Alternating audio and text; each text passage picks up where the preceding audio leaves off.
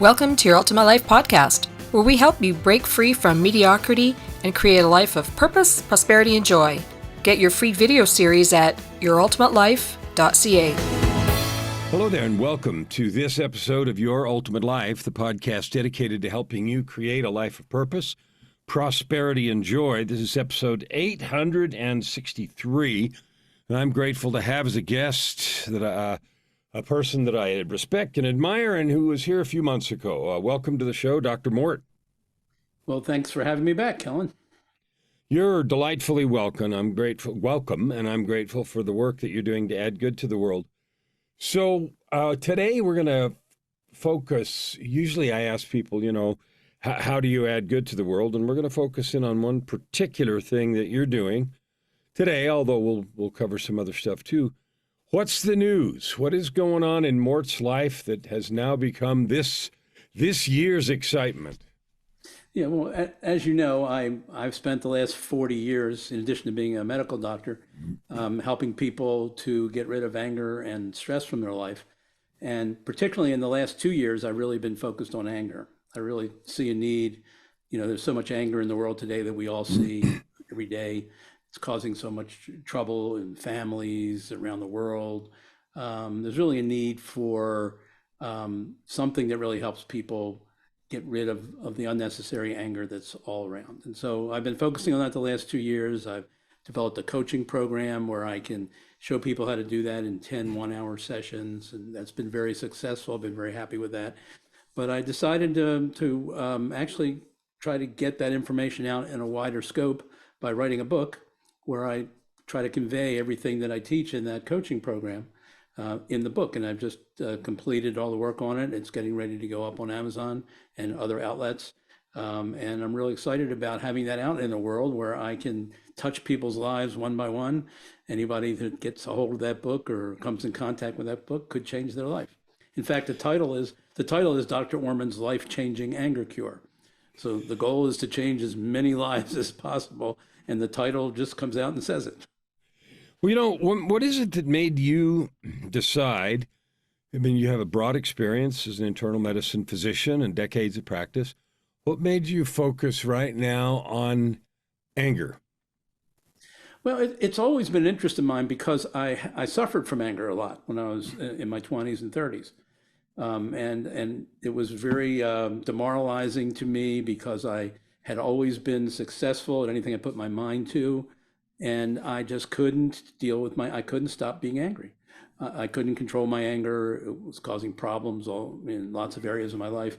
I would even get angry at my patients sometimes in the beginning part of my career.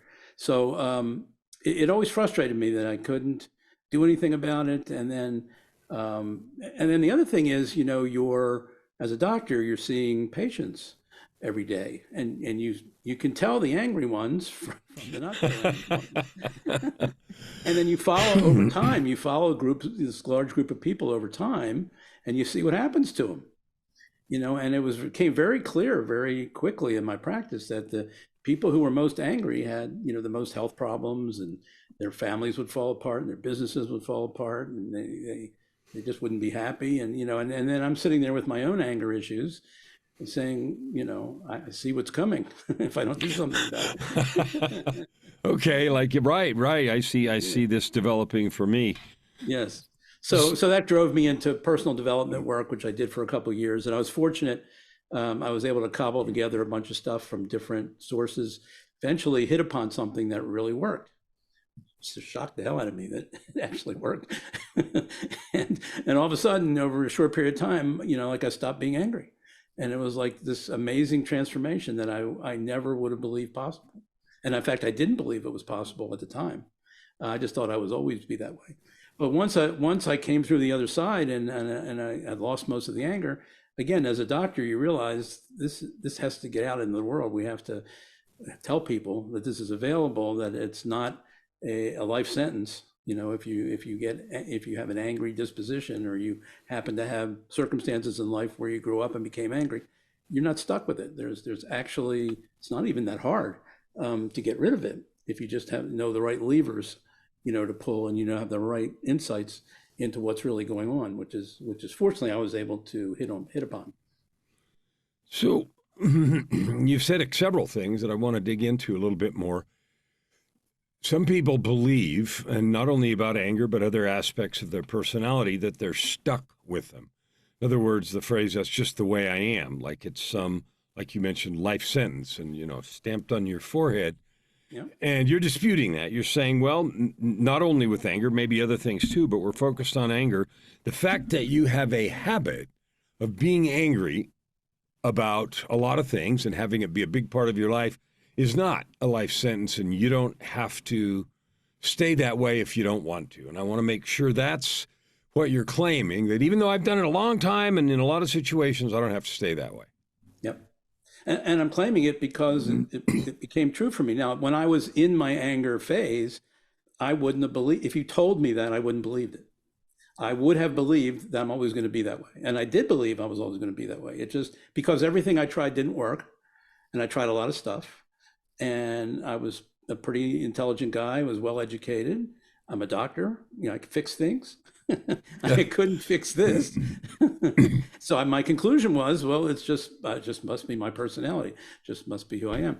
So it's a hard thing to just hear somebody say and embrace it until you actually experience it for yourself. And then you go like, oh my God, that was true. That I didn't realize I had this enormous potential inside of me to not be angry, that I didn't know how to get in touch with. I didn't even know it was there. And if you'd asked me, I told you it wasn't there. But then it turns out it was there all along. I just eventually figured out how to access it.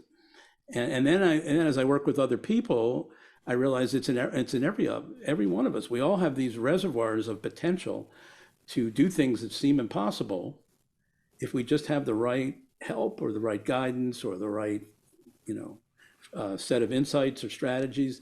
And then all of a sudden, this miraculous, it's like Tony Robbins says, awaken the giant within. It's like it actually happens.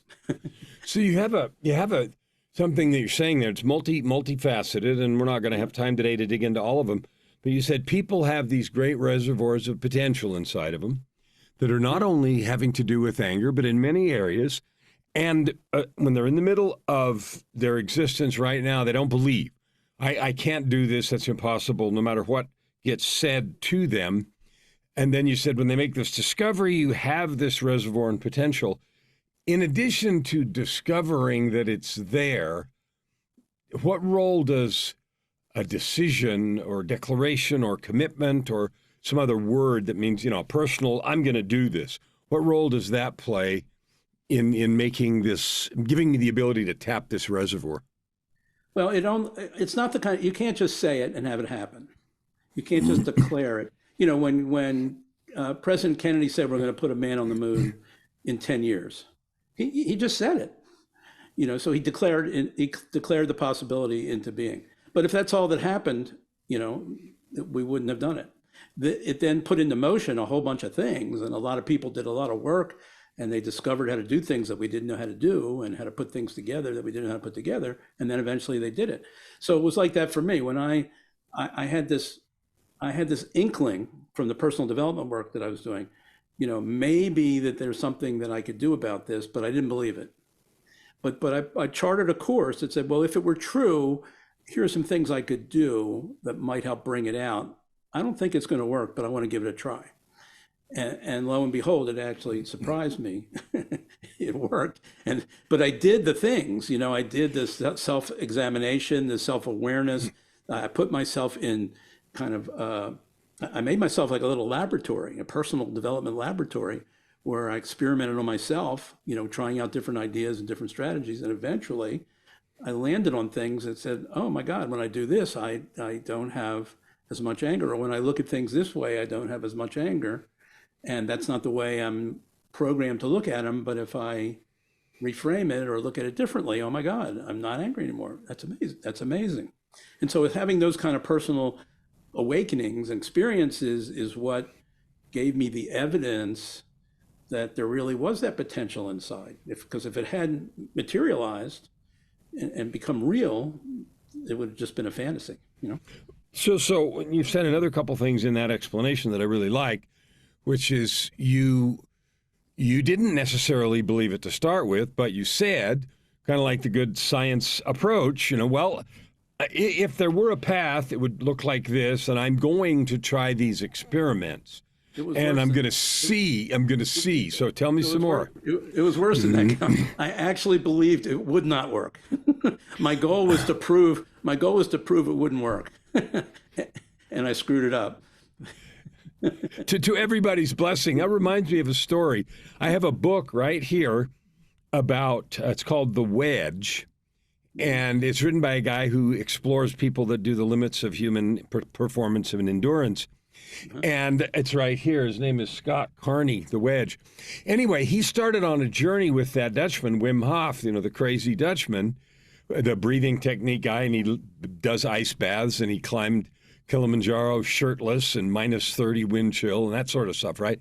His assignment was to go prove that this guy was bogus and didn't work, couldn't do it, full of crap. And instead, it was the other way around. And now he's written this whole book on saying, there's been 1,000 now studies at university, and it's anything but bogus. It's like the real deal.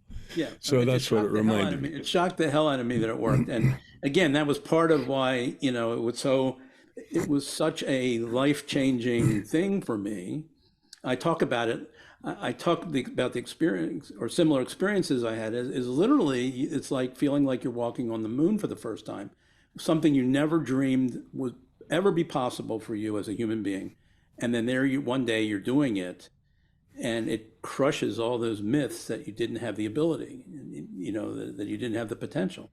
And then from that point, it's like, okay, well, let me find out if other people can do this. And that's what I did also. So I started teaching other people, and lo and behold, they could reproduce the same thing that I did by me sharing some of the things that I had learned and understood, and it worked for them too. So that's what led me to the coaching, and then speaking and workshops, all the stuff I've done over the years, and then culminating in this book, which, and as you know, I've written a bunch of books. To me, this is like one of my, this is probably going to be my best book, because I think it's going to have the most impact on people's lives. Well, one of the things that's really apparent to me is your excitement. So as I watch you talk about this, it's like you talk faster than you normally talk. You try to stuff more words in every second of the sentence because of your commitment, your excitement to this. And I feel like you just are bubbling over with the yearning for everybody to realize this is not some hype where people are, hyping crap that's not real, but there's a real pot of gold here. And it's obvious to me, and it might, appear that way to others. So I want you to talk about that excitement and why you are so excited and committed to this cure, and I'm using that word on purpose, for pervasive, pernicious, destructive anger. Well, when you spend 50 years as a doctor, as I have, okay, and a good chunk of that was practicing medicine, and you know that you're in the business of saving lives, it's very satisfying and gratifying, and then you reach a point where you retire from the active practice of medicine. And a lot of times doctors will go, well, I guess that puts an end to my life-saving opportunities. Right. To me, it had the opposite effect. It's like, oh, now I have a chance to save more lives, because when I was practicing, maybe I had 1,000 patients in my practice, then that was the community that I was impacting. But now I really feel like I'm saving. When I teach somebody how to stop getting angry, I know it could save their marriage. I know it could give them a great relationship with their kids, where there might have been estrangements and conflicts and tension in that relationship. I know it can improve their health. I know it might keep them from getting in a fight with somebody someday where they might lose their life. Literally, you can save somebody's life if you convert them from being somebody that frequently gets angry to somebody who rarely gets angry, because they're less likely to get involved in some kind of a violent situation. So I literally feel like I'm still in the business of changing lives, saving lives, increasing people's health, having them be happier, healthier, saving marriages. So to me, it's just, and I'm not tied down by all my professional responsibilities. time commitments that I used to have, you know? I So do. I'm freed up to do more of this kind of work, which to me is like really exciting. It's funny. I was out on the West Coast last summer in Washington State. I live in Florida, but we vacation in Washington State. I was playing golf one day and I got matched up with a young guy in his like mid-20s, just the two of us playing. And we're standing on like the third or fourth tee box, waiting to tee off for the fairway to clear up. And he asked me, he started asking me what I was doing. And I said, I'm a doctor. I've spent many years treating people when they got sick, but I've developed a bunch of skill sets over the years where now I can help keep people prevent them from getting sick and not just take care of them once they get sick. And I explained it to him and he goes like, wow, boy, that's the kind of doctor I'd like to have. So I kind of feel like I'm being that doctor of the future, where he can not just knows how to patch you up, but also knows how to take care of some things like stress and anger, that have a big toll on people's health. And you can actually prevent a lot of illness if you could straighten those things out for large numbers of people. So let's talk a little bit about, we've talked about how powerful this truth is. So the truth here says you can eliminate anger from your life. And the effects of that truth are saved relationships, marriages, happiness, illness, fights, all that other stuff. So let's assume that that's true for the moment. And those that might be skeptical, yeah, so what? Just assume it for a minute. So let's talk about, and we can see obviously, well, if that were true, what a cool thing that would be. But I am certain that a lot of people's minds immediately go to, some kind of management or stuffing anger or, counting to 10 or some other thing that we've heard. And I want you to talk about the difference and maybe use some specifics about why this is so different and so much more effective in terms of actually eliminating instead of, rechanneling, saving it and getting mad later or whatever some other method might be. Talk a little bit about that. Yeah, well, it's funny. Every time I meet somebody new or I'm on an interview or something and I say that I deal with anger, help people with anger, almost everybody assumes, well, you do anger management, right? And I said, no. Right. I do not do anger management. I don't think anger management is all that powerful because it mainly deals with symptoms, And as anybody knows, and Lord, as a physician, a lot of times that's all we were able to do because we really didn't have cures for things, but we can manage symptoms. But if you really ask people, if you have a problem in life and it's a serious problem, would you rather just spend the rest of your life managing the symptoms every day and having to do that over and over and over again every day and the problem's never going to go away? Or would you rather get at the root causes, figure out what those are, correct those, and so the problem just isn't there anymore? And then there's nothing to manage. There's nothing to worry about, well, do I suppress my anger or do I express my anger? If you weren't getting angry, you wouldn't have that problem. So that's what I'm shooting for. That's what I like to teach people how to do.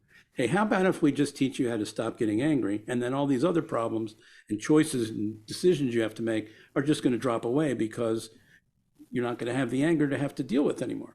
And that's what's, again, part of what's so exciting to me about this is if you can relieve people of the burden of the anger, then they're going to be so much better off. They're so freed up, in their lives, not just to have good marriages and relationships and careers, but to do creative things, to whatever they're put on the earth to, make happen. They're not being dragged. They don't have this big anchor of anger, dragging them down or keeping them from blossoming. So you really, not only do you save lives, but you actually release the greatness in people, release the powerfulness in people to go out and do more good stuff, I love it. So let's talk a little bit about specifically. So I understand from what you've said, the benefits. I understand that you're talking about getting rid of the problem instead of just managing symptoms, which is a typical approach. Yeah. I want you to talk a little bit about how that happens. What is so different about what you have discovered? Well, it has to do with how we think about how we've been trained, actually brainwashed, to think about causes. So we've got this kind of insufficient model for understanding a lot of causes, but particularly our emotions.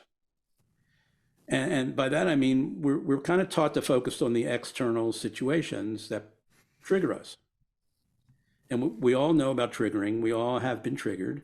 We all know, we can see the external triggering event. We can feel the emotion in our bodies.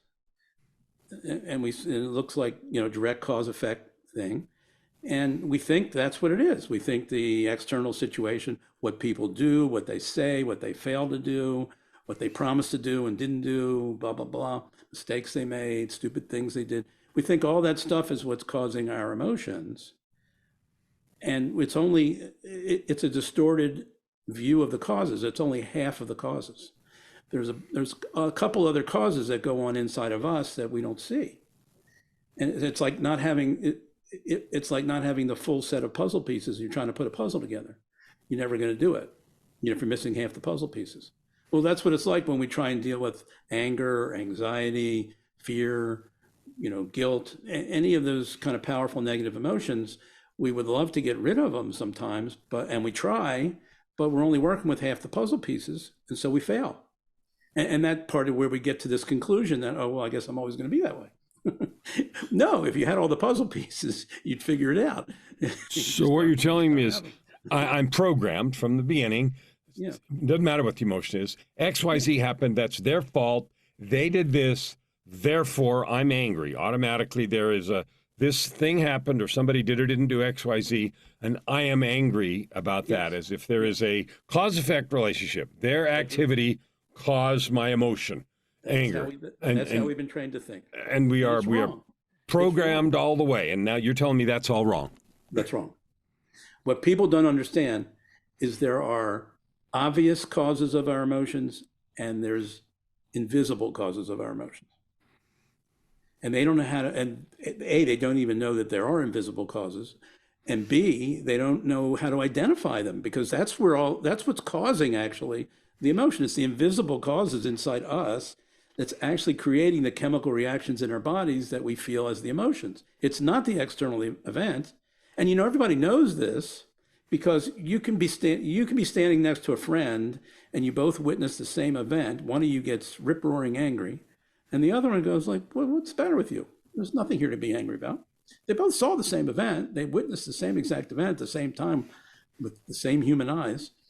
And one of them had a set of internal causes get triggered and the other one didn't. And it was those internal causes that produced the emotion of anger in the person that got angry. And the person that didn't get angry didn't have those things occur for them. So I'm going to, the whole thing's invisible. You don't see it. All right. So I want to take that. I'm going to say something with you about that. And that is, what you're saying is the thing out there, whatever it is, doesn't have a hook into my emotions. It is a thing all by itself.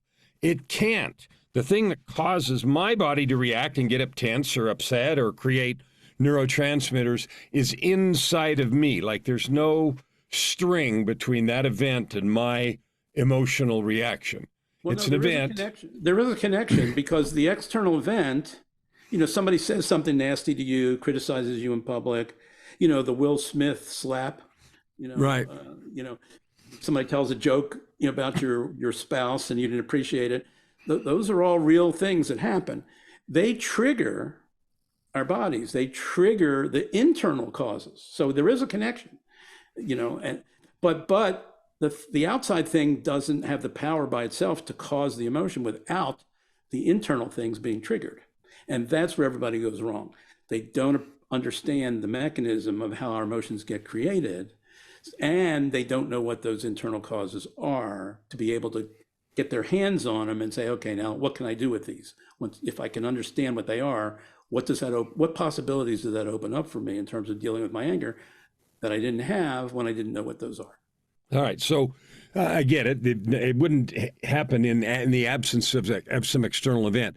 Now, I understand that you can't teach what you have written in the book, and I've had the opportunity to read the book. So, and I absolutely think it's fabulous and wonderful, and I'm grateful that you wrote it, and I think it'll do all the good that you think it will. But give us, I'm going to have you, after this, tell us where to get it and all that other stuff. But I want you to give us a flavor. Like, so you've told me there's an event, it triggers something in me, and there's 2 or 3 pieces to that triggering in me, it sounded like. So give us a flavor about how that works so that people can get a sense of this, and then we'll talk about where to get the book and all that good stuff. Okay, so the standard common sense thing we've been brainwashed to believe is events cause our emotions. One, two, cause, effect. Somebody says something nasty to us, tells a bad joke that we didn't like or offends somebody. We feel the emotion. A causes B. 1, 2. The truth is our emotions are caused by a 4-step process. There's the triggering event, which is 1. There's the feeling in our body, which is 4. And steps 2 and 3 are the ones I'm talking about that are invisible in our bodies. And step 2 is how we filter what we see or what's going on outside of us. So we don't see it exactly the way it is. We see it in however our bodies and our brains and our conditioning has caused us to view it or think about it. So it gets kind of changed, it gets kind of distorted a little bit. And that's the reality that we perceive inside. And then the second invisible step is our brains tell us that it's absolute, what's coming through our filters isn't really filtered, it's truth. It's real reality with no filter. Okay, so I'm gonna repeat that back because I want to make sure that I understand it and that it's clear. So something happens. Yep. What you're saying is it's like wearing polarized lenses. I don't see all of what happens. I see some filtered version. Correct. And the filter isn't, like polarized lenses. It is whatever I have been taught to believe, think, understand, my set of past experiences. All that crap that I've lived through in my life has given me a perceptual filter. And the event that happened, there's no question about that, it passes through my filter before I perceive it. Feel it. And the second thing you said, I haven't felt anything yet. It's just passed through this filter, and it's not distorted a little bit. It's completely realigned in accordance with my sets of filters. Yes. And then the second part is I have this completely unfounded belief that my twisted version is absolutely correct. There you have it, right? That's where anger comes from. Okay, so something happened. Doesn't matter what it is. It's where every other emotion. It's where every other emotion comes from too. All right, so I twist it all around, and then I say, "This is what happened," and this is true. And it's true, and it's true. Yes. All right. So it's not surprising. It gets worse. Okay. Anger gets worse. Okay. Go ahead. That's how anger gets created. But now here's the next step. Okay. Mm-hmm. When we feel angry, we feel like that's validating that we're right. So it's a double stamp of truth, because our feeling now, so we have this false perception that causes, most of the time, that causes our anger, or distorted perception, incomplete perception that causes our anger. So it's not completely true. Mm-hmm. So our anger is coming from things that aren't, perceptions that aren't totally accurate. Our brain tells us, forget that, it's 100% accurate. Right. Just like you have your own news reporter telling you, right. Here's the news to believe. Don't worry about what anybody else is saying. This is what I want you to believe. And then we feel angry. And then the anger makes us feel that we're justified in how we saw things. Oh, okay. All right. So then the fact that I'm indignant, it's sort of this righteous indignation thing. Righteous indignation, and the righteous is my own stamp. All right.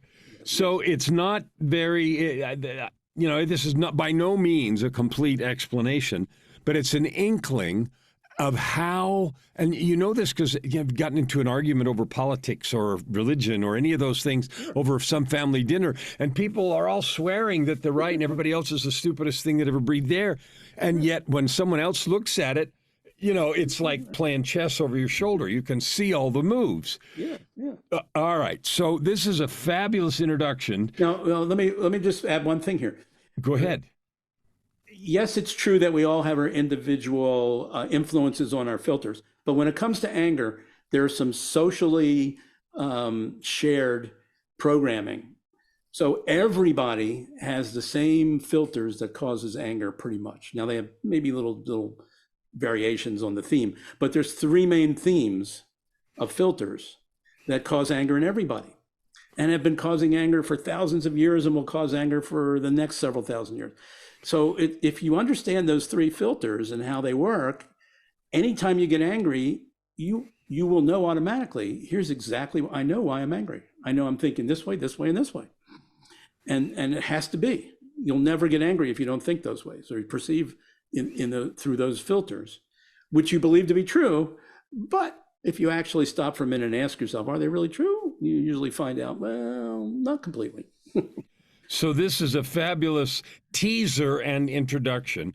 And I want you now to take time to tell everybody everything about where to find whatever they might want to know about this mystery that you have solved, about how to eliminate, not put Band-Aids on the symptoms, but eliminate by choice the root causes of anger in your life. Where can people find out more? Yeah, they can find out at any bookseller after April 1st of 2024. They can go to any bookseller and just get the book, Dr. Orman's Life-Changing Anger Cure. And I lay out in great detail what the three filters are, how you can recognize them, what you can do with that information. Then I give people a four-step system that they can use. First step of which is, once you identify the three filters, here's what you can do now that you know that, so that you can make your anger go away whenever you want. And if you practice that and do that over time, you'll rewire your brain. So you actually will stop getting angry at things that trigger you now. 6 months from now or a year from now, the triggering is not going to be as strong, and eventually it can go away. Things that used to trigger me like crazy when I was younger don't bother me at all anymore, because I've practiced with this methodology and have rewired my brain so that I just see them differently now. I see them more honestly, more truthfully than the ways that I used to see them that were kind of distorted, and I didn't know what the distortions were, that they were even going on. But now I do. And so I've been able to put in corrections and practice remembering those corrections, and you actually become a different person, and how you view the world changes slowly over time. It doesn't happen immediately. And then you literally don't get triggered anymore by stuff that used to trigger you. Now, you still get triggered by some things. I'm not saying I never get triggered, but if I get triggered now, I know exactly where it's coming from, know exactly what the internal causes are, I know exactly what the filters are, I know how to step in, take control, make the anger go away. So anger for me, if I do get angry, which is rare, maybe lasts 15 minutes, and then I know how to make it go away. I don't go to bed angry. I don't spend weeks being angry or months or years being angry at people, because I know how to break the whole thing up, and I know how to figure out what's true and what's not true, and that solves the problem. Yeah. Well, I love it. So bookstores, and where else? Where else? That's the Amazon.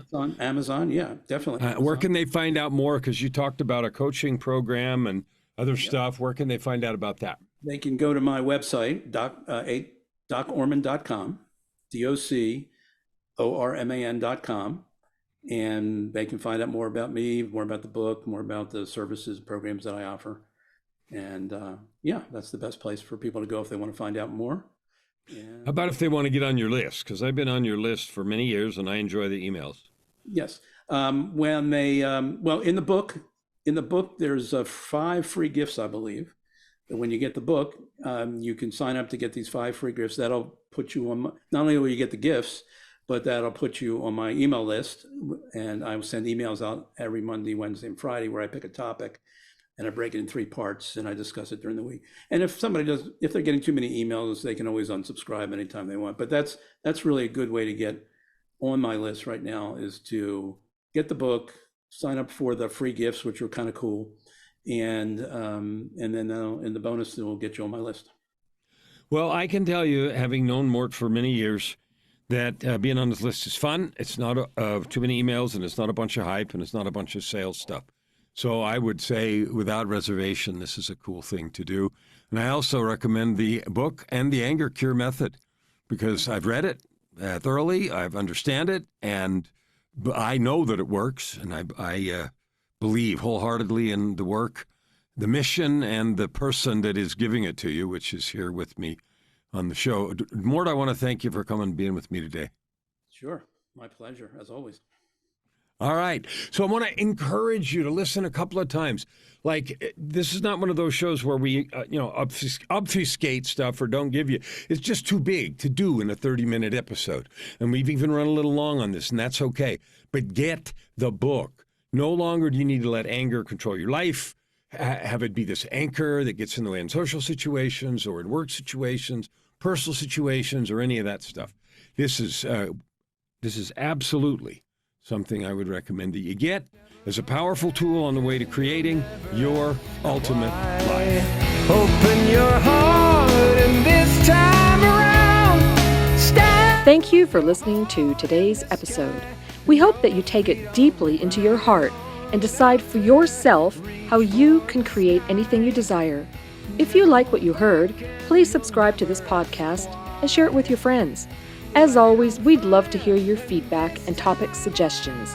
Until tomorrow, this is Your Ultimate Life with host Kellen Flukiger. Stand with your heart.